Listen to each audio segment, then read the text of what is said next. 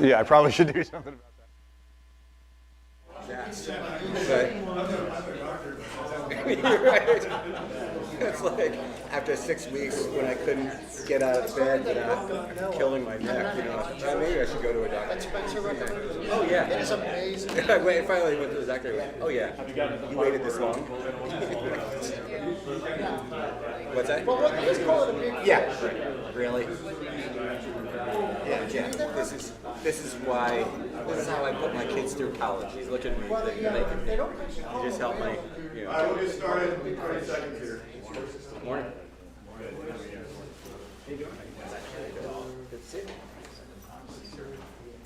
All right, well, welcome back. to Solid Ground. We are firmly in the Christmas season, which means I know that we'll be in and out and visiting family and all that kind of stuff. But we will continue to meet all the way up to, I think, well, we'll take a poll when we get closer to Christmas time to see when people may or may not want to take a break. I think maybe on the hook for possible not doing Solid Ground would be the 29th, but other than that, 22nd and 29th are the only dates that will be under debate. So think about whatever your own plans are and let us know whether you want us to push class or to keep going. However, it is now our new ambition by the end of this year to finish this particular topic rather than 3 weeks ago when I thought it was. This is why I'm not allowed to make schedules. Okay, I think we got through a lot of it last time, but there were a couple of last points that were brought up that I think were good challenges to the idea that says good is not identical to loving. And if I could summarize what those challenges are, it would be something like this. Or let me ask it very, very directly. Justice and mercy are clearly opposites. If you get what's fully just, there's no mercy. If you get what's fully merciful, justice will not be done, right? We can agree that that's the case. They seem to be opposite sides, at least in the results that are delivered to the person. It's either they deserve to be executed or imprisoned, and they are, or they deserve to be executed and imprisoned, and they're not. Those are A and not A. They are not the same thing. The outcomes are not the same thing. So it might be tempting, I think it is tempting, I think that's what we've been talking about, to ask the question of, okay, well, if justice and mercy are opposites, and justice is good, and mercy is good, what are we supposed to do with that, right? Which one of these is good? Is it justice that's good? Is it mercy that's good? Or is there some optimal percentage of justice and mercy in any given case that's good, and anything off of that is less good? This is the best good that you can have? I missed. This is the best good you can have? Oh, good grief, I need to go back to art class. Is that the case? I mean, laughably, probably not. So what do you do with justice and mercy? And Dennis and I have been emailing a little bit on this point, and most of what he's bringing up are examples of, basically what boils down to justice and mercy. How do you know which one of these is good? Well, or are both good? Say you say I murdered him. Yes. Constantly the victim around here. Last week it was my son. Yeah, right. Just right in front of me. And I'm a psychopathic killer. Yes. I'm going to do it again. Okay. All right. If I'm in prison, if I'm executed, that's not merciful to me. Right. But it's merciful to everybody else in this room. Right. Who I might kill. So okay, that's a good point. I can't agree that mercy and justice are opposites. So I said that in a very scoped manner. When I say justice and mercy are opposites, I mean in the outcomes for that person. So for you, as the killer, convicted killer, the law looked at you and said you're guilty. You may have looked at it in yourself, said, yeah, I'm guilty, just don't care. And the law says then you deserve justice. In your case looks like imprisonment or execution. So if you get that, then we would say justice was done. That's the kind of thing that we say when people are executed or put in prison or sentenced or whatever. And justice was well served here. Mercy was not. Now, if someone turns around and pardons you and you get out or whatever the reason is, then you would say justice was not served, but mercy was shown. So in that sense, in outcome for you to you, yes. All right, so Dennis brings up a good point though. Is the justice-mercy calculus So anytime you have justice, what do you have to have in terms of actors or situation? We're going to talk about a situation that has to do with justice. What are necessary conditions to even be able to use the word justice? So here's you. What else do you need in order to even to have any kind of situation where justice could occur or could not occur? Somebody else. There's got to be somebody else, right? Here's somebody else. Back Right? up even further, you need some sort of a system that says what ought to be. Okay, and then you've got, and we'll just make this this is a list of rights and wrongs. Okay, here's our laws. All right. I'm trying a little bit harder now because my last one was so bad. Okay, so here's our laws, and so you've got some set of laws that says in interactions between you two, this is the standard by which things should be done. Okay, now these laws may have to be written down and promulgated by men, but then we're into this is the definition of subjective, right? Are our laws, or the laws of the United States, subjective laws? Well, that depends on whether when we say something like one should not drive over 55 miles an hour on this stretch of road, does that reflect a fact of truth that is out in the universe or out in reality somewhere? No, I think we recognize that we made up that number. That's a round number, or it rounds to a single digit at least, that kind of thing. So those laws, many of those laws are subjective. Some of them seem to be grounded in what we're talking about. And remember, the whole point of this discussion, what we're going for in the end is, are there actually objective laws? Are there actually objective obligations and prohibitions? And if the answer is yes, then this set of laws, we want to ask the question of where did this set of laws come from? Is there some higher authority up here? What in this cloud above these laws? These are the rules themselves, but where did the rules of justice come from? Okay, they can come from a subjective source, they can come from an objective source, and we've at least been talking about something like this. If God is the one who writes the rules, then at least what you're doing is talking about executing or fulfilling obligations and prohibitions and things that are just and all that with respect to the rules that God issued. Okay, so we haven't yet at this point talked about, well, we talked a little bit about it by the Euthyphro dilemma. You'll remember that the old Socratic question was, when God makes these rules right here, does he make the rules because it's like I've got this diagram. God's sitting up there and he can say, I can make murder good or I can make murder bad. I think I'm going to make murder bad. Okay, so are the laws, is what's right and just, or what's good because the gods declare it, was Socrates' question. Or do the gods declare it because there exists some set of real deal, they couldn't be any other way in the world, rights and wrongs? That is to say, do the gods declare it because it is good? So does that which is good exist objectively outside of God, and God is merely reflecting that? Or is it the case that God makes up the rules entirely? And this dilemma was considered a very, very good objection, and continues to be considered a good objection by some people against the existence of God at all. Because what it does is put you in the horns of a dilemma that say either God is subjective and could potentially be evil for all we know, or it's the case that there's something bigger than God, in which case God's not really the God that the Christians and the Jews and the Muslims are talking about. He's something else. The way out of this fork, you'll remember we said, was basically the Christian and Jewish theologians and Islamist theologians will say something like, God does not make, the rules do not sit above God, nor does God make the rules arbitrarily, but God issues rules that are simply in accordance with who he is, that his very nature of being good is the source of the rules out of which we put them. Another way of saying it is something like this. If God really is all loving, then all he's saying is, in order for you to be happy and us to be in a relationship, be like me. Have the same goals I have. That, by the way, should sound very familiar to anybody who's thought about getting married. But you don't look at somebody across the table and be like, we have completely opposite goals and, more importantly, moral systems. And I think that our marriage will be super easy if we get married in such a case. Now, some people do that, of course, but if you sit there with two completely different sets of goals, you're going to have some sort of conflict, at least when the chips come down to it on an issue that maybe, hopefully you won't ever face in your life, but it's possible that you could come to it.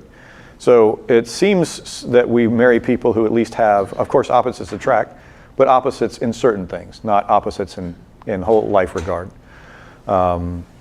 So that being the case, it at least makes sense in our own lives, and I think that intuitively it makes a lot of sense, and I think rationally it makes a lot of sense. But now, all that aside, let's go back to the rules that we were talking about.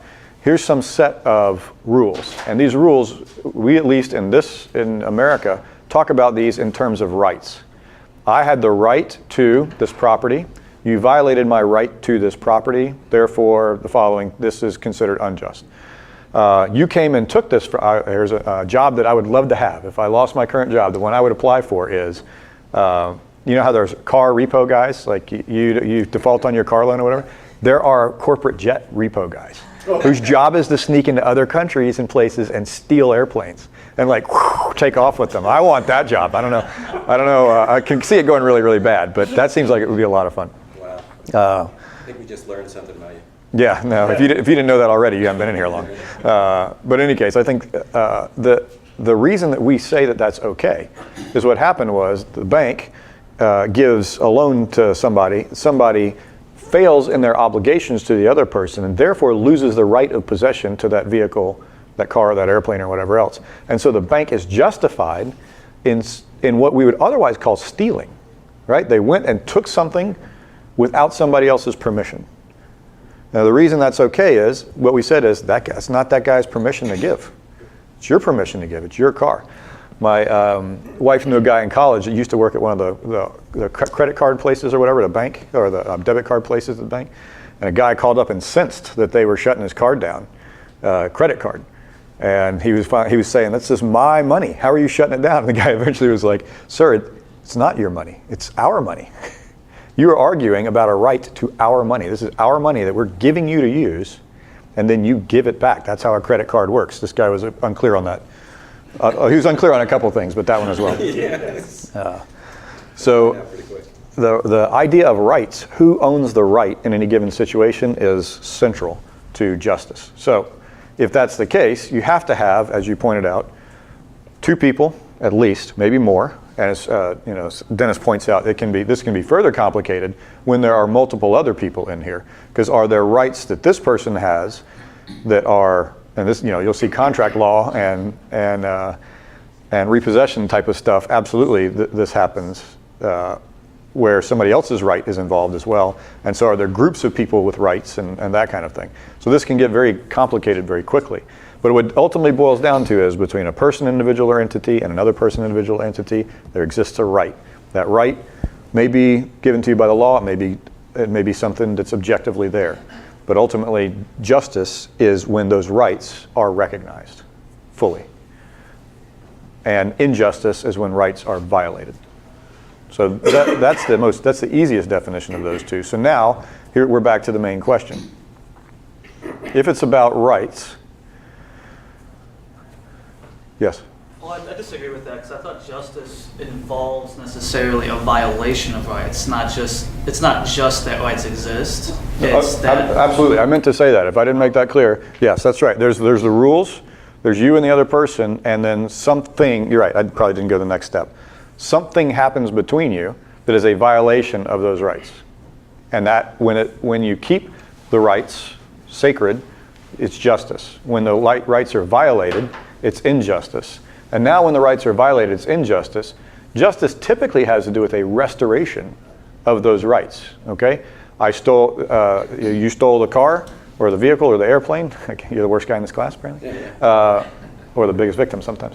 And so what do you do to give it back, to make it right? To restore justice is you give it back, plus loss of time, chance, opportunity, whatever else that we do there.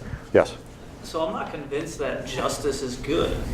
Okay, I here we don't think go. it's evil, but I feel like it's necessary, but it's neither good nor evil. And Justice evil is has been done, and justice it requires to be done in order to fix that evil.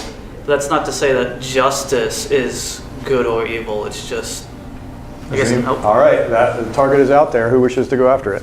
I think that justice is good. It's the maintenance of the law which was set down. We can't violate the laws. We can't violate that which has been declared to be good. So not only are the laws good, there's a law that says following the laws are good. That's right. Is there a law that says following the law that says following the laws are good? I don't know. You sort of, yeah, I mean, you can go forever on that, right? Yeah. So there needs to be a stopping point. Well, The question again, that we're asking. Right, so what is the stopping point? The stopping point can't be just another law. Right. What's the stopping point? I was gonna say, is it God's justice or is it mankind's justice? Now that's an interesting question, because let me reinterpret that and see if you agree with the way that I do. Rights that belong to, if rights are inimicable and central and entailed by the concept of justice, then saying something like God's justice and saying something like man's justice basically is saying this: God's justice is our executing behavior centered around or behaving in such a way that it recognizes God's rights. Man's justice is centered around behavior that recognizes man's rights, or rights that exist in societies of men. Now this is an interesting question and immediately implies if there is a God and that God owns the rights to all people, that is to say, if you do not have rights yourself in virtue of existing, then there are no man's rights. If in fact, if you have rights that are different than the rights that have to do with God, they would be, and if they differ from God's, wrong. Which is very hard to get your mind around. But if you think about it for a while, that has to be the case. If they differ from God's, and God owns the rights, and by the way, if you want to know the secret to answering the hardest challenges in the Old Testament, how is it the nation of Israel is set against the Canaanites, etc. Yeah, if you try to do it from a man's, like there is no God reduced, it's absolutely wrong. If you think about it and you're like, well, hang on a second, do we own our own bodies? Do we own the rights to our own lives, etc.? If the answer is no, and you go back, and there have to be a few other ands in there, then it actually turns out that to oppose that would be wrong. Now it feels weird to us, but if you work through the logic, you'll find that it fits fairly tightly. Yes, Dennis? You're assuming all this, that God makes the laws. I've laid out a couple of ways of looking at it. If God makes the laws, then this. If God does not make the laws, then that. Another way to look at it is our laws, our morals have just evolved. Yeah, I'm saying that's what I'm saying. That's the subjective. And then they ascribe those laws to a man-made God, or gods as Sure, but those laws you would agree are subjective in that case. they are subjective, yeah. Right. And if they're subjective, then they can be changed. Yeah. So And they are just- murder's wrong today, rape's wrong today, but we can make murder and rape right later if we wanted to. Some murders are wrong. Some murder, yeah, right. No, murder. It will say that which murder. If murder is the wrongful killing of another human being, then by definition it's wrong. Another aspect of me killing him, and you let me go, that's merciful to me. But if you let me go, not only could I kill everybody else in this room, but Big Al here could say, "Shit, he got away with it." Right. So he starts murdering people. Dennis, you're making a terrific argument for exactly how I think God set up the world. So yes, we'll get to that. Thank you for that. I'll draw on that support later. So going back to God's rights and man's rights, is it not possible that God created man could instill in them, and maybe this is just a definition of terms that I'm missing, give them rights that he himself, that he has, but that he allows certain rights available to men that are different than the rights that are available to God? So you're not saying, does he delegate rights? You're asking, in virtue of creating humans, do they have different kinds of rights than God has? Yeah. Give me an example. The right to execute justice might be, let me take a step back. Sure. The right to, God's omniscience and his ability to be able to understand what's going on. Yeah. He can specifically do things that we can't do. I mean, I can't think of them specifically, but I know the Bible's replete with examples where God says, I'm going to do this thing. Yep. And we might look at it and say, well, if man did that, that would be really bad. But Right. God's doing that, and because of the nature of the fact that it's God can do that, but man can't. Well, I mean, I think we do this, but I'll give you the example of your own children, right? So you give your children a couple of toys, and you say share, and Blair decides to violate that, and she takes the toy away and says, now this is mine. You come up and you take the toy from Blair, and you say it's wrong to take toys from people. I'm going to take this toy away from you in order to show you that's the case. Now, you might turn around and be like, wow, that's the ultimate in hypocrisy. Unless you recognize the origin of the right. And we terminate it here, forget anything beyond it. Yeah. If that was your toy, and it was given to her, not to be hers forever, and that she owns the rights to it, but in trust. If it's given to her in trust, and say, it is yours as long as you behave, and usually you don't tell your kids this, like, hey, happy birthday, I'm giving you these toys, but understand they're given in trust. And there are a certain set of rules that I want you to follow here, and as long as you live within these walls, these particular rules will apply. If you go outside these walls, there's a set of moral rules that will apply, and they may differ in some significant way from the rules that I issue you, but some of that's done in ignorance because I don't actually know how God works these things. But in any case, happy birthday. Your candle's all melted down, so we'll light another one, we'll blow it out later. So if that makes sense to you, and it obviously does because that's exactly what you do in your own life, so that I do in my own life and all that kind of stuff, then we have to ask ourselves the question of, is that the same with God? And this is what Jesus does say. He says we don't own things, we're stewards who have to render our trust back to God afterwards. He tells several parables in this vein of, here's guys with 5 talents and 10 talents and 5 talents and 1 talent. And when the king returns or the master returns, they're supposed to render their trust. And the failure to use that trust properly, that is to say, in some ways, a failure to do justice when you are delegated that authority, comes with a penalty from the person who wanted you to do that justice in the first place. Is God going to hold us accountable for being terrible parents? Yes. Will he say that we did the job we were supposed to do if we were good parents? Yes.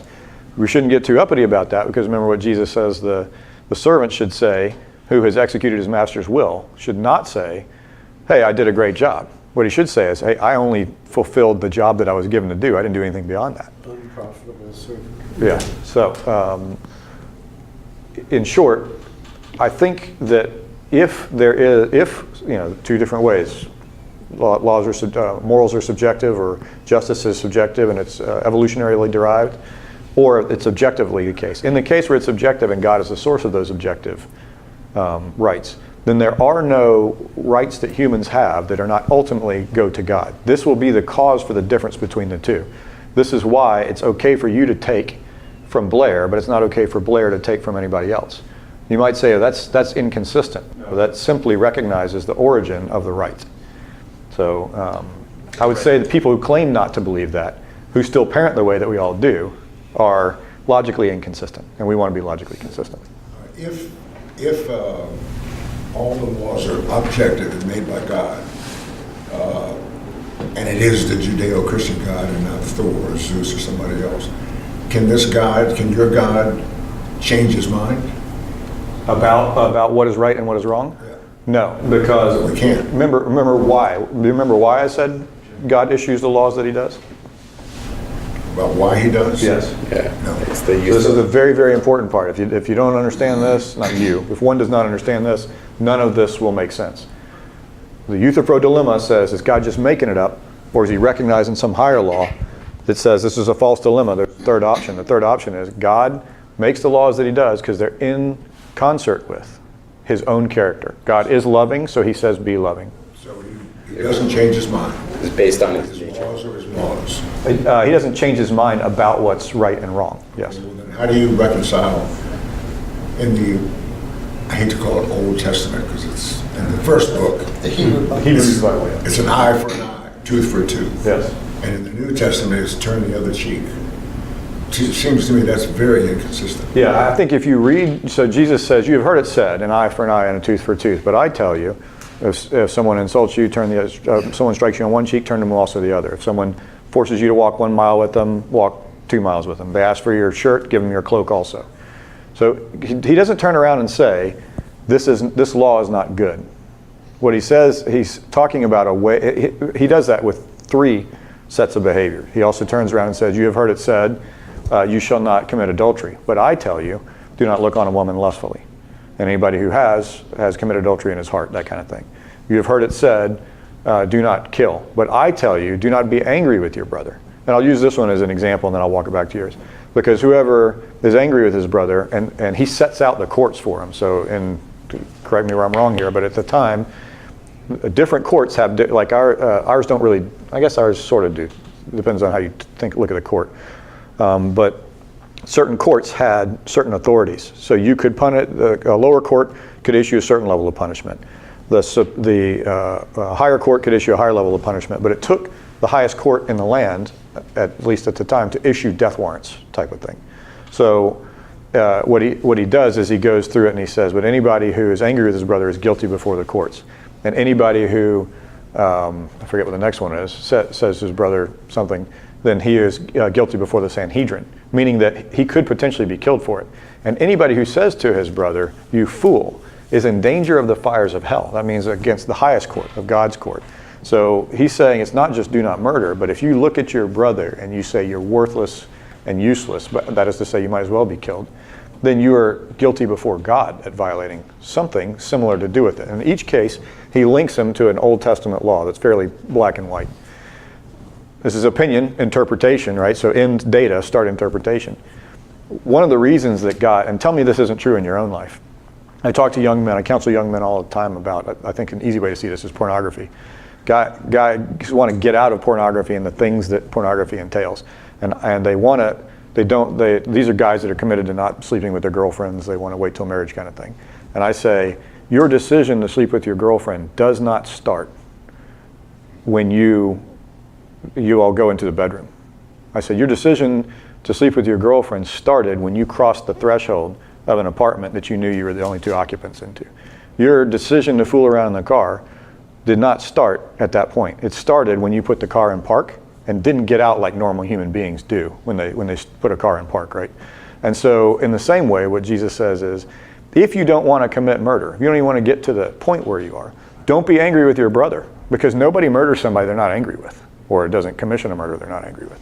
So is it the murdering that's wrong? He's pointing out it's not just the murder that's wrong, it's the anger that leads you to the murder that's wrong. So what you really want to do is don't work your way all the way down the chain of guilt to the point where you've murdered. Now, to the question that you asked directly, sorry, go ahead. Let me ask the experts, do you see a conflict between, just to paraphrase, eye for an eye, tooth for a tooth, and what Jesus says later on? So in Rabbinic Judaism, the eye for an eye has to do with monetary compensation, not between him doing my eye and my doing his eye. So I'm just letting you know, so there's no comparison between the two. Oh, I didn't know that. But I would say, if I picked up the heavier burden of carrying it literally, the idea would be this, and maybe it boils back down to this. Yeah. How do you get to the point where there's an eye for an eye? Right? Remember, if you look the verses back, if you look in the context, following the Asher's rule of how many verses before and after?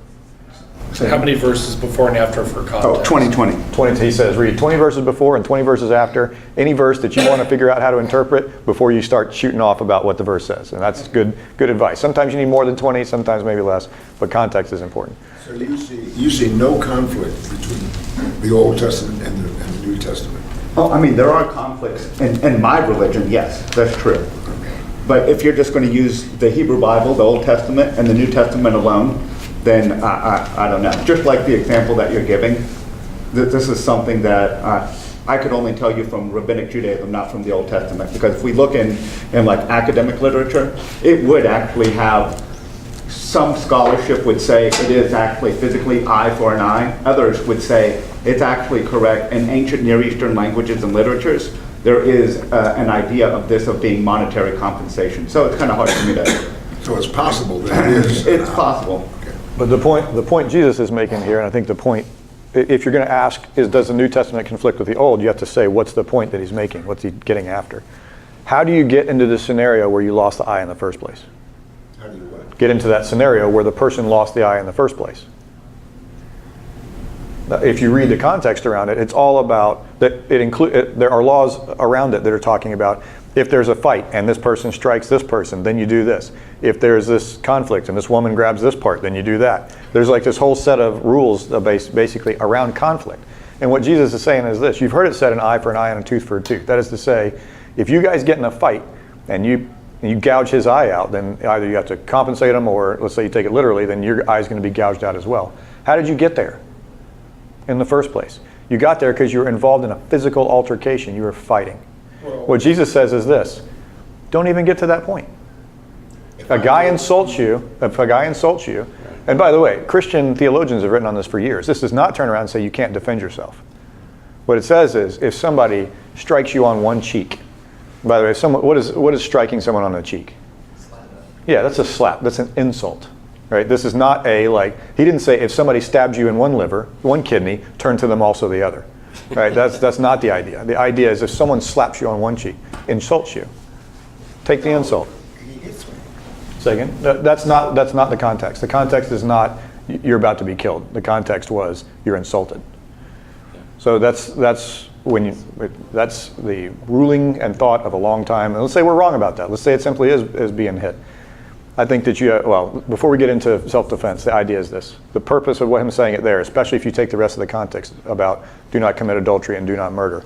If you look at just the do not commit adultery and do not murder, what he says is, this is a point I was going to make on pornography and sleeping with your girlfriend or whatever for the guys, was the very slight temptation that you say yes to in the beginning starts the chain of reaction that leads you to doing the thing that at the end of the day, if you'd have just been presented with the idea, if you went from cold straight to, are you going to go sleep with this person? The answer is no, absolutely not. But when you walk them slowly in there, you boil the frog, you get boiled. What Jesus is saying is, if you don't let the boiling start, you won't commit adultery. If you don't let the boiling start, you won't murder. And if that is what he's saying with the other two, then think about what he's saying with the eye for an eye and tooth for tooth. If you don't take the insult, you won't end up in the fight in the first place. I'm sorry, that's what he says. I recognize it doesn't facilitate you creating conflict between us, but at the end of the day, that's what the point is. You're married. I don't know if you are or not, but say you're married. I don't do anything to you, but say I rape your wife. You're not going to take that lightly. And I would not take that lightly. You're going to react. Wouldn't you take out an eye for an eye against me? That's not a conflict. That's not what he's saying. No. That's just not what he's saying there. Yeah. Jesus did not turn around and say, I'm dispensing with justice. Look at all the other stuff that he says. Everything else he says tunes justice to an extremely fine point. I remind you and everybody in the room that justice did not get a dial back on relaxation with Christ. Remember the two people that came in and submitting false accountings for charitable giving, who died at Peter's feet, right? That justice did not stop working when Jesus said, turn one cheek also. That has to do with insults. That has to do with not taking the steps that take you down to the other point. Well, what about the things that aren't addressed, have a connection to the New Testament, not wearing mixed linens or eating shellfish or? So this one, with your permission, I don't like punting questions down the road because Solid Ground's about answering questions.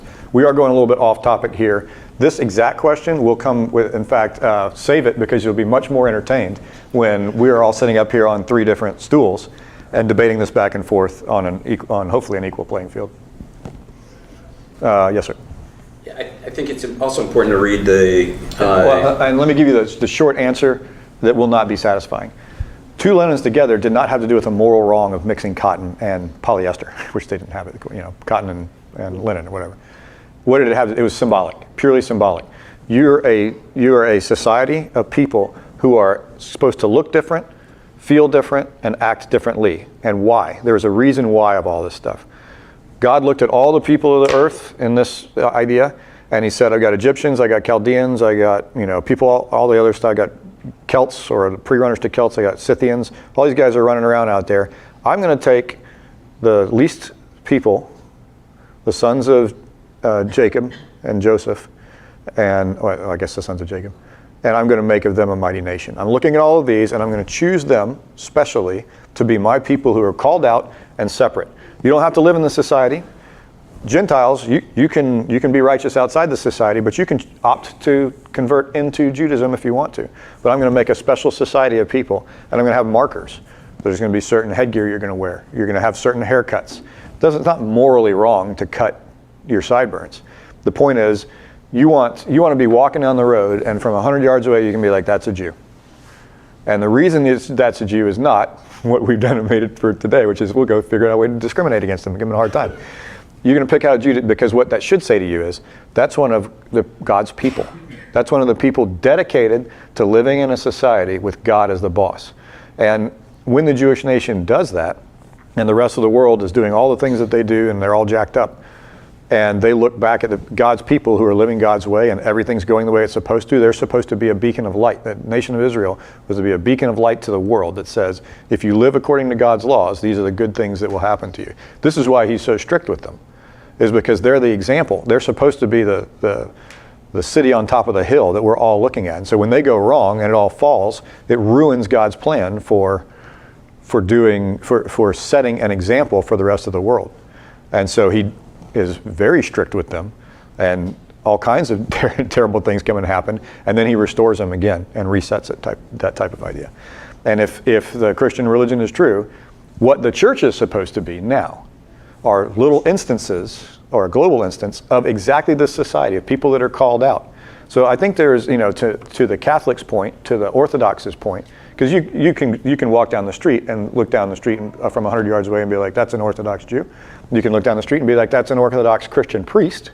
You can look down the street and say, that's an Orthodox Catholic priest, because funny robes, white collar, long beard, Orthodox hat, whatever, the Pope. You can see that guy from like 500 yards away because, this hat, that kind of thing. The idea there is a copy of this. It's a copy of like physically being set apart. So there's an argument to be made that Christians ought to, wear their "What would Jesus do?" bracelets or something like that to mark them as different, so that people know. But what did Jesus say is really the best sign that you're a Christian? How should they recognize you? By how much you love one another, and that should be the real sign. Obviously, it's not an immediate physical sign, but that's a short answer to one that deserves a long explanation, but we'll get into that discussion when it comes to time. Yes? Well, wouldn't that kind of go against like women preachers, since women should remain silent in the church? How does that go against women preachers particularly? If someone sees a woman preacher that's not going with the Bible, so shouldn't they say that's not a Christian, just as if seeing someone in all the... I'll take the easiest answer. I think we can have that. We'll have more of that discussion later too, but the easiest way out of that one is to say, what does Paul say? So Paul is very clear sometimes when he says, this is from the Lord, this teaching is from the Lord, but I say this. Paul says, I do not allow a woman to be an authority over a man. And he says, blah, blah, blah, blah. Because, I think I'm reading into the text a little bit. This is eisegesis, not exegesis. But I would say that what Paul's point he's making there is, we are trying not to dissuade the rest of society from looking at us favorably. They need to look at us and be like, wow, those guys and gals are getting it right. If having women in authority over men is going to cause the society to say those guys are whack jobs, then let's not do that. Okay, that's the easy way out. I think that the question deserves a greater treatment, and we will treat that later too when we get to some hard questions, but again, not the direct topic for today. So hold on to those. They do deserve, and we'll get a full answer. Yes, sir. Sorry. No, sorry. I want to go back to the core of what you're talking about here. I think you're in a hard logical box. If you're trying to say that justice is love and mercy is love and good. Justice is good and mercy is good. Okay. And you've got them on opposing ends of a spectrum, and you're saying justice is the definition of not mercy. Thank you. And vice versa, then Right. justice is inherently not good. or I should say, you're in a logical dilemma. Yes. And Yes. this is why I'm going to double down on what I said earlier, and I don't think that you can describe justice or necessarily even mercy in itself as being good when you use the definition of good equals one perfectly loving. Okay. So you're right, but let's make it even easier and harder. Take loving out for it for a second, and just asking the question about good. If justice can be good, like to not do justice, that's bad. Is it the case that not showing mercy is bad? So we know not doing justice is bad, right? Everybody disagree with not doing justice is bad? Here, it's in my power. I'm a judge. And a case comes up, and I look at it and I'm like, yeah, Dan's rights were violated. I'm not going to do that. I deny Dan his rights. We would call that bad, fairly easily. What about for a judge to ignore the rights? It's bad. Yeah, it's bad. It's bad. How would you possibly argue that's good? I don't think you. So what about mercy, though? So, Is failing to show mercy bad? I would say yes. Why not? So I think this started with saying, well, both justice and mercy may be good, so it can't be loving, but wouldn't. Yeah, forget the loving for now, yeah. Well, I'm gonna get there. Wouldn't both justice and mercy also be loving, so that equality still exists? The problem is, how can mercy and justice both be the same thing? And I think therein lies. I don't think that's the problem. Not the same thing, but have the same qualities of both being good and loving. Okay. Right? Yes. That's what I meant by that. And I think, so with regard to justice in your question, I'm going to totally separate out man's justice from God's justice. Because we all know the system that we've created is imperfect. And there are times in which things happen in the justice system that are clearly not just, right? I mean, so you have to kind of remove that, because we're not talking about that. You do have to be in governmental relationship to employ justice, meaning that you have to have the ability to assign punitive damages in some case, in some way, or punitive, you have to be able to do that.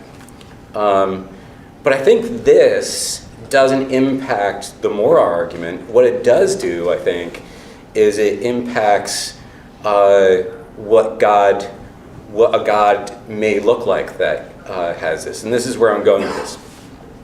Let's take Allah. Allah is one, right? If he is perfectly just and perfectly merciful, it's a contradiction, because either his hand of justice is going to be damaged by his hand of mercy, or vice versa. Why Allah? Why is that not true of the Judeo-Christian?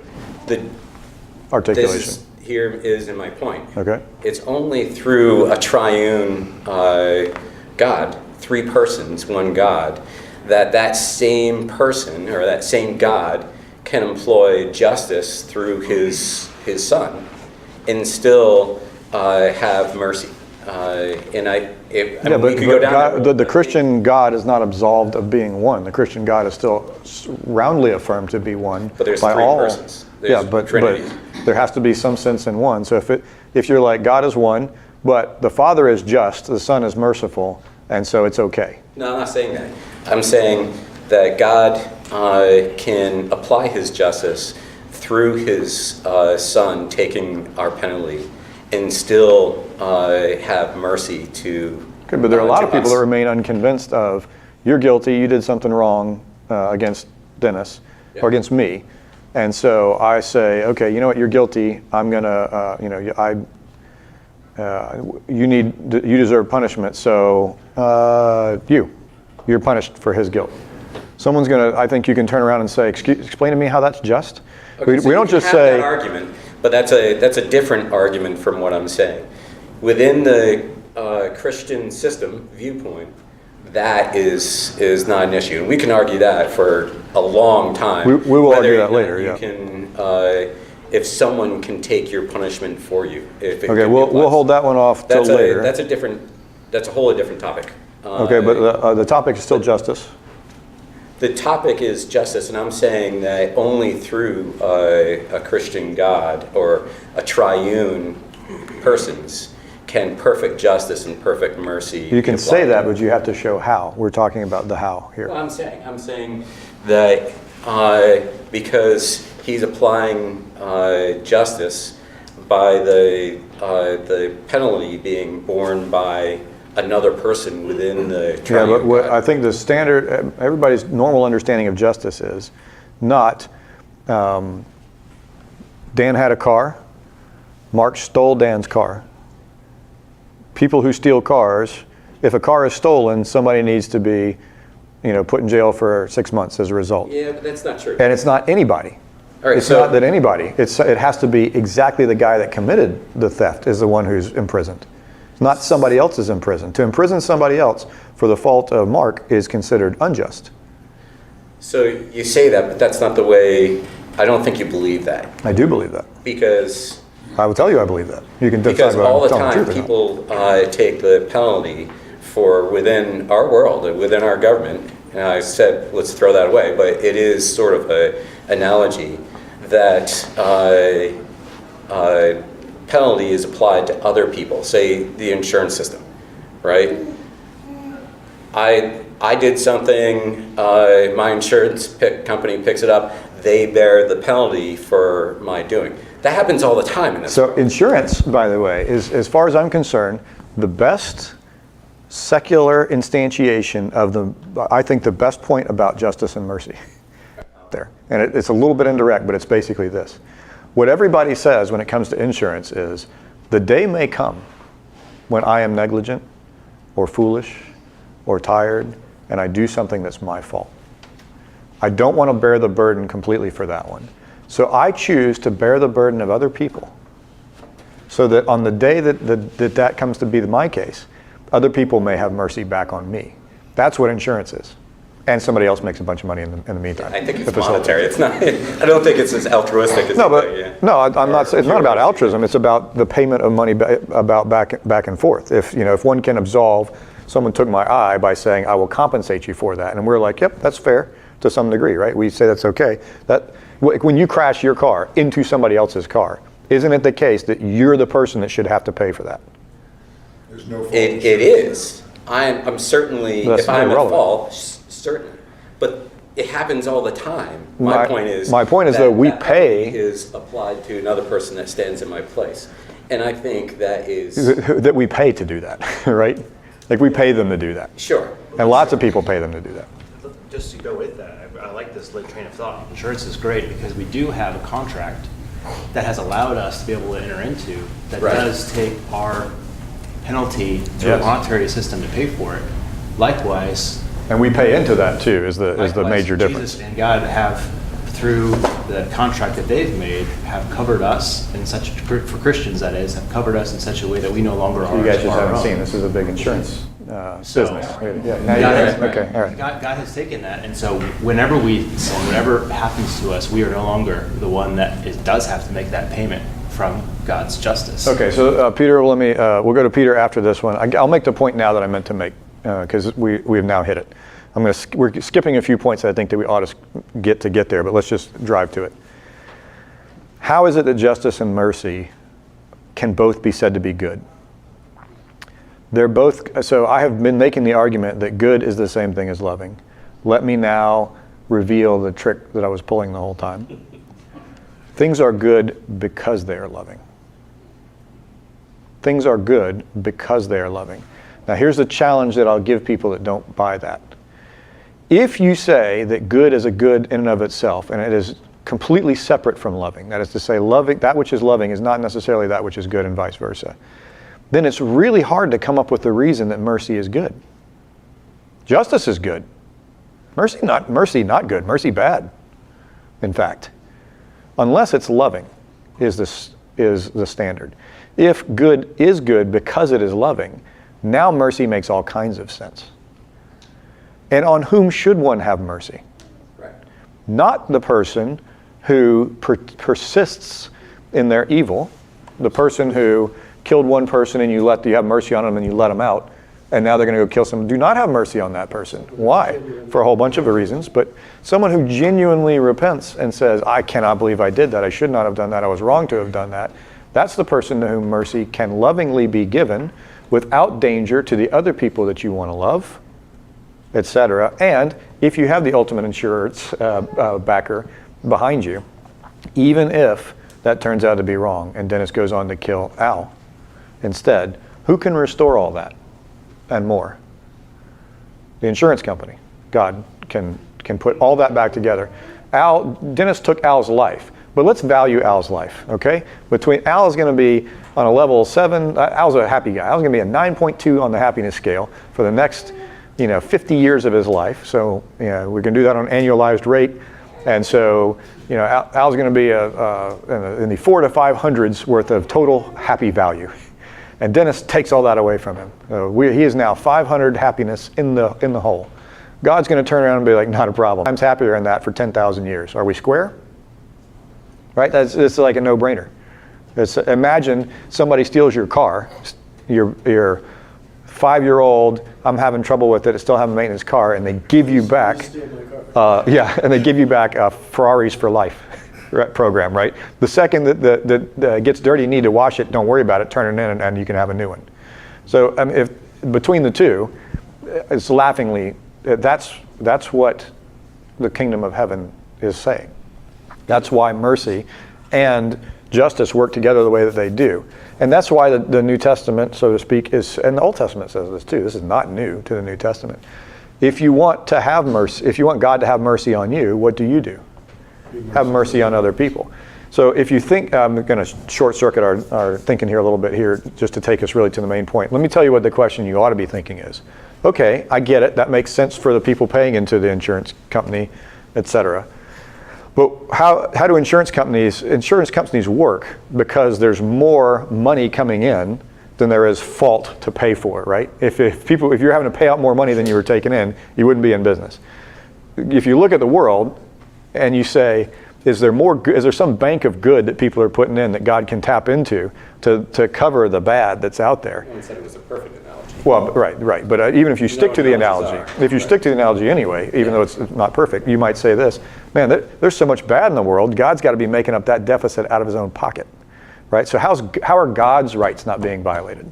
Nobody argues the insurance company's rights are being violated because they signed up for that. How is it God's rights are not being violated? By his showing mercy on us, right? We want people to show mercy on us because we want mercy shown back to us, either in the case that we wrong other people in the future, or ultimately the rights we violated of God's, that we want him to show mercy on us. See the parable of the merciless steward as a result, or the debtor as an example of that. How is it not bad for God to have mercy when he ought to have justice? How is it not bad? Because it is loving. This is God loving us like parents love their children. Right? At the end of the day, you don't turn around and be like, well, Blair, you violated the rules, I can't extend this anymore, no more toys for you forever. What you say is, I hope that you come to learn this lesson, so not only can I give you the toy that you have, in the future I can help you get the car that you want, and the house that you want, and all these other things that are way, way more valuable. But I'm setting the mindset and the loving behaviors in you as a 5-year-old that I want you to evince as a 25-year-old, and I'm using toys in order to do it. That's how this works. So hopefully I'm making sense to you, but yeah, and I set it up. I mean, I set it up in a false dichotomy. Yeah. Are you summarizing it and saying actions are good if and only if they are loving? Yes. I wouldn't disagree with that, but it Now, is by an the way, that's interesting entailed point. by this relationship. So if this is a true, logically speaking, just onto the logical part of this one, if these are identical, then the if and only if statement is entailed. But I'm sorry, I skipped Peter and then off to your comment. So to talk about justice, would it be just for God to make everyone guilty of Adam's sin? I don't think so. Hence the reason I believe what I believe, and we've articulated in this class. Yes. So, I'm sorry, restate that? Is it just for God to make everyone guilty of Adam's sin? Of Adam's sin. Yes. And I don't think he does. He says I don't hold the son I would agree. guilty for the sins of the father. Yeah, no longer shall, we were talking about this Something before. that's very Prevalent. And No longer can the people say my teeth are on edge because of the sour grapes of their fathers. That's in case you guys are not aware, Peter is what I like to call a Molinist sniper. He sits off in this nest way in the back, and he waits until a point that Molinism would solve comes up, and all of a sudden he's like, whack! Yeah, Molinism, done. Nice shot. Okay, good. No, you wouldn't do that, would you? Yes, sir. It's an interesting point. So I don't disagree with you that something is good because it's loving, but that doesn't mean that all the portions of good. That doesn't mean that is equal. Do you know what I mean? But I'm claiming it is. And No, remember, I'm still like we okay, started but 4 remember, weeks ago. or how so easy is with it to me saying- disprove my point? How easy? What do you have to show? I think there needs to be It's impossible because you're looking for a universal. No, it's super, super easy to disprove my point. You have to find a point where that's not true. What's not That- true? What's not true? That equation is not true. Yes, that's And right. You just have to find. You give me one example of something that's good My that is not point- loving, and now you've got a defeat for the I argument. think they're closely related, but I think there's implications to loving that may not be entirely true of good. Great, but you got to give me the I don't think example. you can use the words, you go home to your wife and say, I just good you. You know what I mean? Yes. That doesn't work.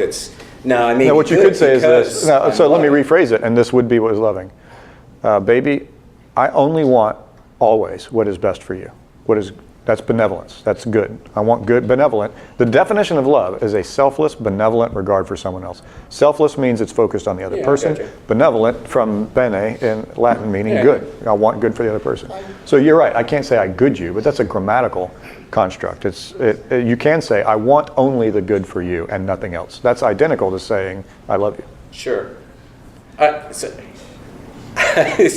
I think there are, and I'm not going to be able to come up with a specific point, but I think there are underlying items within the other that may not be completely true of one. Great. Now, But I'm gonna by the say- way, you and I are very, very similar, so I know that you're tough enough to take this. I want to say this for everybody else in the class. When you make a point, and you may be, I'm not saying you're wrong, but I've said, all you have to do is show one example, give me an example. And you said, I feel like you're wrong, I can't think of an example. Okay, but I'm making the point, if you want one example, okay, I just don't trust it. Here, maybe here's an example. Okay, that example doesn't work, do we agree? Yes, it does, I agree. However, I still think you're wrong. This right here, when it comes to arguing, is you have to ask yourself the question, what's the difference between being wrong on the wrong side of an argument and just feeling like the other guy is wrong? What do they look like? What is the difference it looks like? The answer is, when you keep going back at it and you can't come up with it, that might be a key indicator that you're mistaken. Now, I'm picking on you because you're right an awful lot. You're right so frequently that you can afford to be wrong once in a while. And this is a strange point. But I guess what I'm but I'm asking, I'm throwing the gauntlet down. You got to show me one example. Is an intuition, right? And I know my intuition well enough to say, it's right much more of the time than not. And it may take me a while to come up with a rational understanding of saying, oh yeah, now I understand. But what I'm saying is, I'm not buying it because I'm still believing my intuition that says all the lines aren't necessarily connected. You might And be that's right, fair. but remember this, there's also the Mormon that says his intuition leads him to believe that the Book of Mormon is right. There's the atheist that lets him say his intuition leads him to believe that all this is merely derivative of evolution. He can't figure out how to articulate it yet, but eventually that's the case. There's a lot of people who are going to claim that's the case. I think maybe it comes back to... You have to go back to our I think the epistemology. word though. good. Remember the epistemology that we have said is not a bad one to work on here, the one that we're working off of. There are properly basic beliefs, Yeah, I understand. and read those as intuitions. All right, we got intuitions, we intuit that these things are true. That's what a properly basic belief is. It's a belief that I intuit is true. I don't have any evidence for it. I just think that it's true. And you're rational to hold that belief. It's warranted belief until someone shows you a defeater for it. If you see a logical defeater for that intuition and you still hold to the intuition, you're no longer rational to hold the intuitive belief. Yeah, I understand that. And but there is also a process in there. Yes. I'm not saying it's not a properly basic, and I think maybe because I still come back to, I know we're talking about moral goodness, but the words have such a depth of meaning on both sides Yeah. that to say that they are necessarily the same thing in all attributes. Yeah, and don't get me just wrong. difficult to I'm not swallow. saying, okay, look, I got 4 minutes left in this one. Once we're done here, everybody has to sign a contract that says for hereafter, you always believe that these two are identical, and if you fail to believe that anymore, you're kicked out of society. That's not what I'm saying. So by all means, take it and think about it. But your challenge to you, the bar's low. Come up with one example that is good and not loving. Maybe someone's coming to your rescue. Tell me. Oh, I missed it. It involves a personal experience I had. My mother-in-law had stage 4 cancer. Yes. She was in excruciating pain. Yes. We were at her house. We were Yes. listening to her screaming all night in pain. Yes. She was on a morphine drip. Yes. The moral law says euthanasia is wrong. And if I had gone in deliberately to set that morphine drip to kill her, pretty much every major religion says morally that's Why, wrong. yeah, why do you think the moral law is that euthanasia is wrong? It's against the law, both civilly and religiously, to commit euthanasia. It's not against all religious laws. It's not against all civil laws. Any major Christian There laws. are multiple countries that allow euthanasia. There are multiple religions that The allow fact that there are a couple countries that allow, I mean, it's improper under Jewish law, I believe, to commit euthanasia, isn't it? Euthanasia? Yeah. Can we kill somebody? You can't kill somebody. Mercy killing. A mercy killing. I think Jewish law does not allow it. Does Jewish law allow? Does not permit euthanasia. Like abortion? Like someone in stage 4 cancer who you give more morphine to when you know it's going to kill them. I don't know, man. But my point is, I think you're right. In normal Jewish law, it is. Church Yeah. for sure. Look, I gotcha. But I gotcha. I've given you your example. But you remember the answer I But gave. my loving to my mother-in-law, which was, she is excruciating pain. She's not going to live more than a few weeks anyway. Yes. And we wanted to. I Yes. mean, this isn't I got theoretical. you. No, I understand. This I is was a there. deeply We held wanted personal to belief. increase that drip. What was the answer I gave you? You said that there were not a contradiction. You said, can you give me one example of a contradiction where good and loving aren't the same? No, And that's an example. what I asked you was, tell me what you thought. Tell me what the answer was that I gave you at the time. I So- don't know, you're very clever. You kind of dodged it. You brought that up. You brought that up in a particular context. The context that you brought it up. So I haven't dodged your question because you didn't ask me this question you're asking me today at that time. So at the time, what you did was ask me about the grounds for what was morally right and wasn't. Okay, so I'll skip what I said then because you can go back and see it on video, which, in my opinion, did answer your question directly. Now the question is this: how do you know? So remember, it is loving if it is good. So you look at it and you say, my mother-in-law is in pain. If I were in pain like that, I would want me to kill me. Yes. Right. Okay. And then do you remember? And so what I said at the time was, you asked me, is it wrong for the person to do that? And I said, this is mental state dependent in some ways. And so if the person genuinely believes that that was loving and that's what they ought to do, and the reason that they did it was because it was loving, then I would say they at least thought, at a minimum, they thought they were doing the right thing. And the point that I was making was, why? What was the motivation for you doing that? Love. Yes. In which, what I was really pointing out is that, at least in the case of euthanasia, what you're saying is that which is good is that which is loving. But I So didn't 3 do weeks it. ago, I didn't do it. I understand. I know. I'm getting your question. I'm trying to get you there slowly, consistently. Yeah. You were making my argument 3 weeks ago. Okay. That was the reason that I was doubling down on the point there. Okay. Now the question is it good? If it is good, if it's loving. How do we know it's loving? Now, what is loving? Now we're going to get into something that's dangerously close to being a circular definition. Because what's the definition of loving? Selflessly wanting good for someone else. All right, so now we got a problem, right? Here's the problem is that which is loving is that which is good. That which is good is that which is loving. Okay, so now this is what we have to say. We can't just define love as Oxford does. We have to find the ground of love. Something is loving because it wants what God thinks is good. That is to say, it loves the person the way God wants to love them. Now here's where it gets hard, especially when it gets personal. There are times when pain shows up in our lives to drive us away from one set of thinking or acting or whatever else into another set of thinking or acting. So if the purpose of the pain, let's pretend it's the case, and I'm not saying it's, you'll have to forgive me in the case of your mother-in-law because I don't know it, and I don't know what happens at the end and all that kind of stuff. So I'm going to go off of your mother-in-law's example for a second into a generic euthanasia one, just for a second. And let's say that it was the case that here's a person that if they were suffering for 5 weeks in the hospital in fairly constant pain, at week 4.5, they would have had a number of epiphanies. One of them was they needed to get right with their family, and have these discussions that they never had before because they had never been to this point. And that, let's say at week 4.7, they started saying, you know what, I need to have some private talking with God about this kind of stuff. And at week 5, They squared themselves with God in such a way that they entered the kingdom of heaven. Let's say that that was the case. Now I ask you this question. You look at the person and you say, they're in pain, they're in great pain. And you're 3 weeks into it and you say, if I were in their case, I would want them to kill me. And you killed them at week 3. What did you just do? Forget the crime part. The question is what you did loving? Yes. No. Because what you did is you took from them, you relieved them of pain, but you took from them reconciliation to the family and eternal life. Now, it doesn't work that way in real life, okay? But do you see the point that I'm making? Now, this is the questions you guys have been asking for a while. Here's the answer to it. How do you know how to judge the good? Because you don't know the future.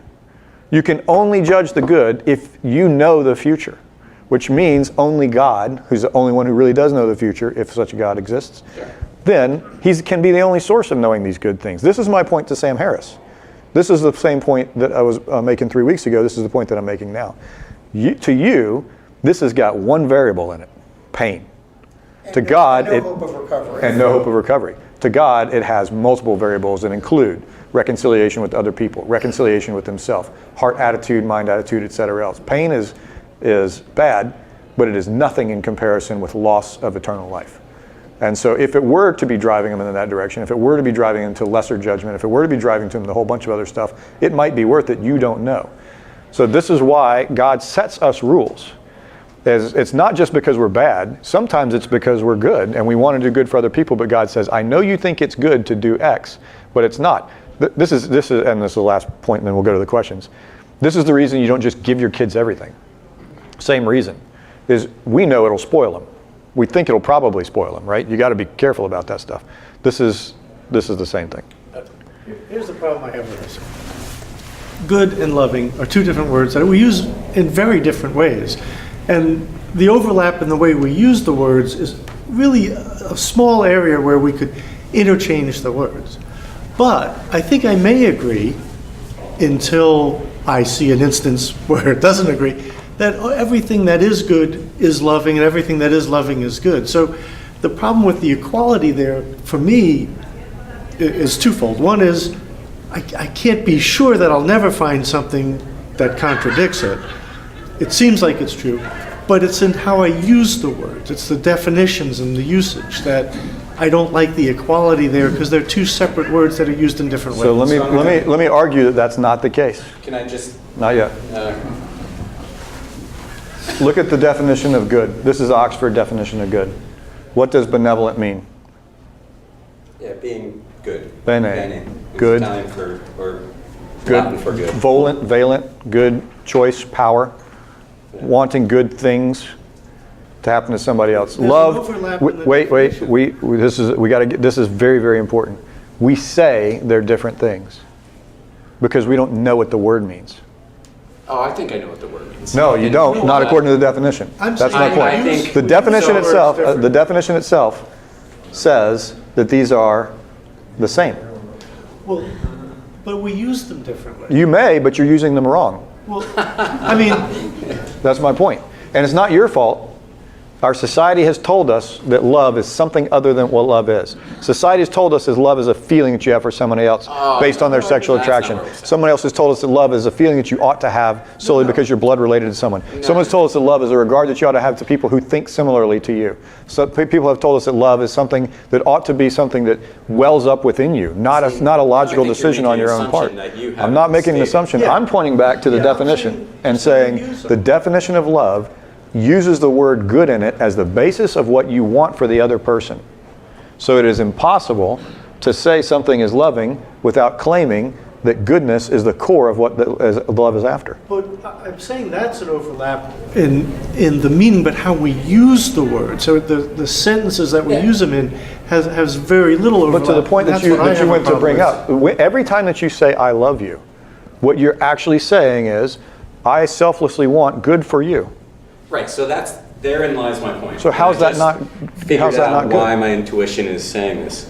So I'm going to go back to saying, really, when you say something good, you're saying that it meets some sort of a standard, be it a hammer, and hear me out, hammer, or moral goodness. that moral goodness is effectively righteousness as applied, as defined by God, right?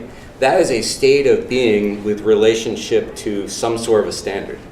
Loving is a state of being with relationship to another person. And I think, so there is a difference in that loving involves my relationship to you, or my relationship to my wife or my kids. Good is still applying to how well something meets. Do you remember the driving standard. example? Do you remember the hammer example that I said? Yeah, and I When disagree. I'll show you how this works. Scott, you're, So you keep wait, on trying hold to on, wait, pull a let me do it. Give me the space to answer the question. Yeah, right. There's a hammer laying over there on my workbench. Yeah, right. You say, Scott, is this a good hammer? And when I say to you, yeah, that's a good hammer, let me tell you what I'm actually saying to you. If I were you, selfless, if I were you, that's the hammer that I would choose to do this job.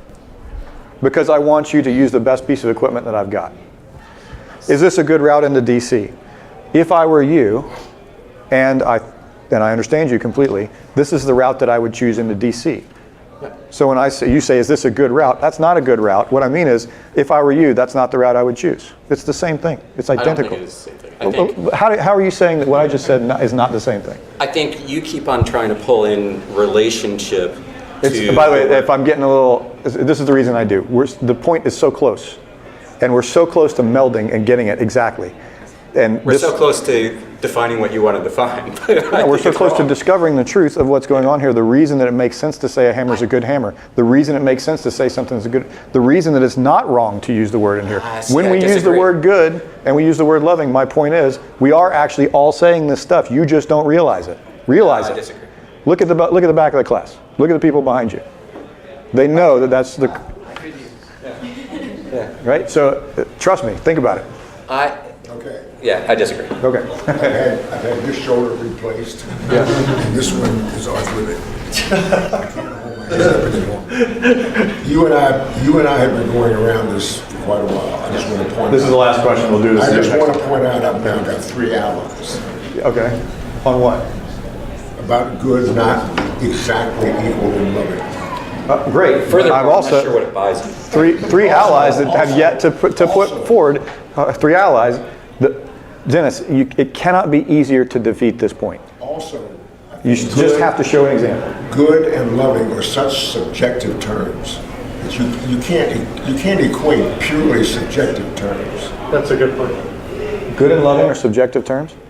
Dennis, you can only say that if you've been ignoring everything I've been saying for the last 4 weeks. Yeah, right. You can only say that if you're completely ignoring everything I've said for the last 4 weeks. I literally drew pictures. To show what the ground of objective truth is on this one. Good does not have a one-sentence definition. Love does. Right? Every word has a one-sentence definition. Well, come on. Just show me go pick up a dictionary, brother.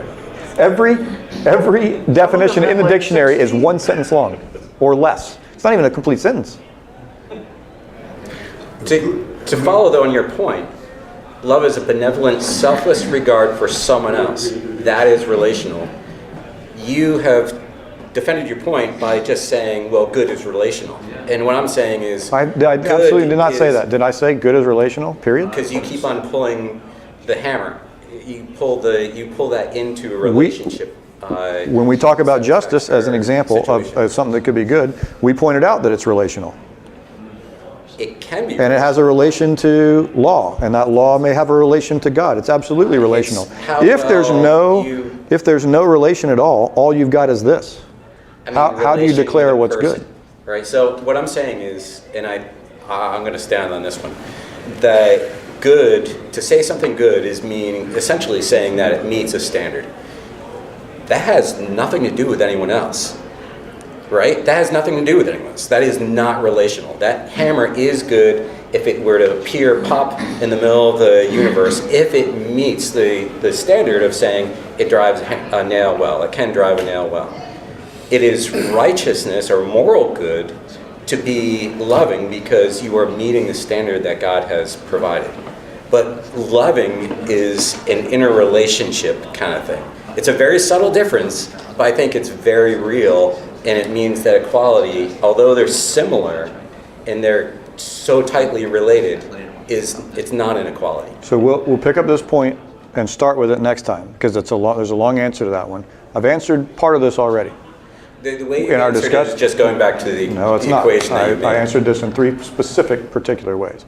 I linked the definition of good to purpose.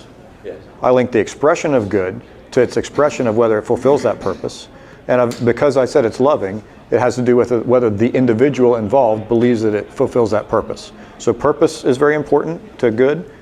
The thing itself that is expressed, the purpose that thing has, and your belief about what the person wants in that case. Ultimately, sitting behind all of this is what God believes about it all, if it's objectively true. If you're not thinking about these 4 things, then then my articulation of what you've been saying, you've been missing. But I'm linking all of these together. Yeah, This I'm hammer is saying good. I'm not so sure. This hammer is good. This hammer is good. It popped into existence in the middle of the universe because it has a purpose that God set for it, and He tasked you to do it, and it is a good hammer if it helps you fulfill the purpose that God has for it. Because the end of all of these things ends up with, at the end of the purpose train, is your relationship with God being perfected. Are you hearing me? At the end of the purpose I train, understand what you're saying. at the end of I it just is disagree with a better relationship with God than bring up the example. Well, that's what I'm saying. No, we got to go. Yeah. Thank you very much for your time. We'll continue this next week. Thank you. I do understand what you're saying. I just think that you're